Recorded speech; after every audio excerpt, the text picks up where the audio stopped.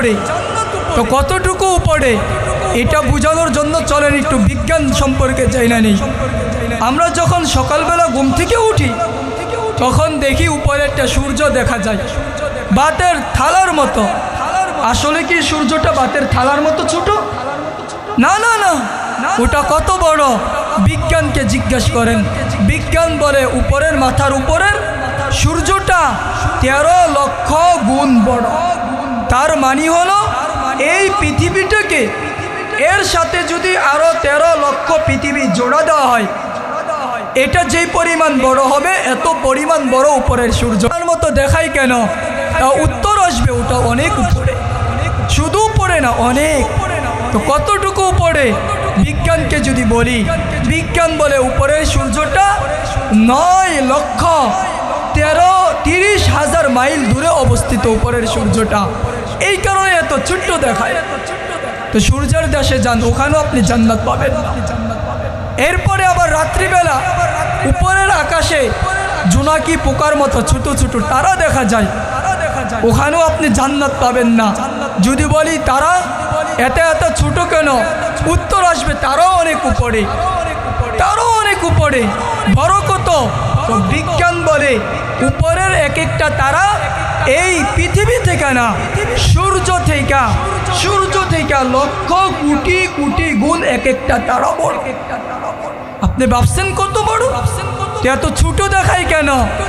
উত্তর এটা উপরে। তো কত উপরে? বিজ্ঞান বলে এর কোনো থিওরি আমাদের কাছে আজও পর্যন্ত বিজ্ঞান তার থিওরি দিতে পারে নাই তারা কি পরিমাণ উপরে, পারবেও না।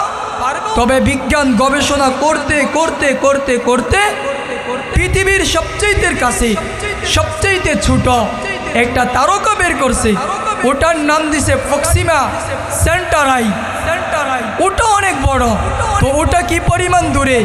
বিজ্ঞান বলে এই দুনিয়া থেকে প্রক্সিমা সেন্টারাই, যেটা পৃথিবীর সবচেয়ে কাছে সবচেয়ে ছোট তারা, ওটা 25 লক্ষ কোটি গুণ বড়। শুধু 25 লক্ষ না, আবার 25 লক্ষ কোটিও না, বরং 25 কোটিও না, 25 লক্ষ কোটি গুণ বড়। তো এটা যদি 25 লক্ষ কোটি গুণ উপরে হয়, এত উপরে হয়, উপরেরটা কি পরিমাণ উপরে? চিন্তা করেন। এর আগে আরেকটু বুঝি। এই যে আলো দেখতেছি না, আলোর একটা গতি আছে।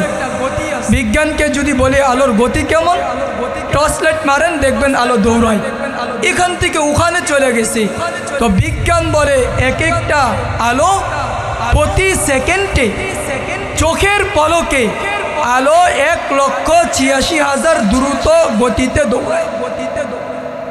রুহুল বয়ানে আছে যেদিন আল্লাহ আকাশ জমিন বানাইছেন ওই দিন থেকে উপরের তারকাগুলোকে হুকুম দিয়েছেন তোমরা আলো দুনিয়াতে দাও।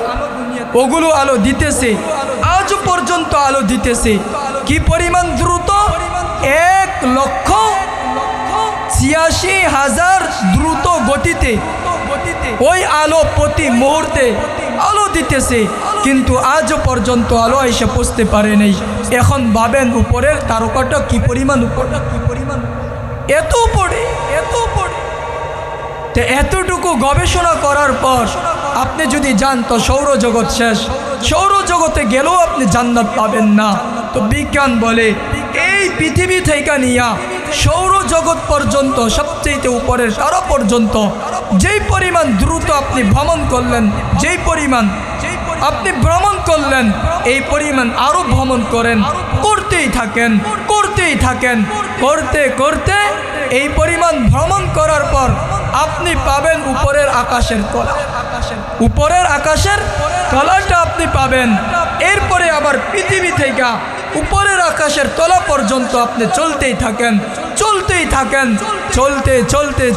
চলতে যদি চলতে থাকেন, এক পর্যায়ে আপনি পাবেন প্রথম আকাশটা আবার এই পরিমাণ মোটা।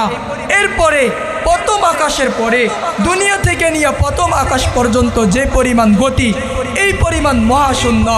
এরপরে দ্বিতীয় আকাশ, এরপরে তৃতীয়, এরপরে চতুর্থ, পঞ্চম, ষষ্ঠ, সপ্তম, আবার শুরু থেকে নিয়ে জমিন থেকে সপ্তম আকাশ পর্যন্ত যে পরিমাণ দূর, যেই পরিমাণ গতি, এই পরিমাণ দোস্ত আপনি যান, এরপরে গিয়ে পাবেন একটা গাছ, যেটা কোরআন বলে ইংদা সিদরাতিল মুনতাহা ইংদাহা জান্নাতুল মাওয়া, সর্বশেষ প্রান্তে একটা গাছ, ওটার নাম হলো সিদরাতুল মুনতাহা, বড়ই গাছ, ওটার গোড়ায় আল্লাহ রাখছেন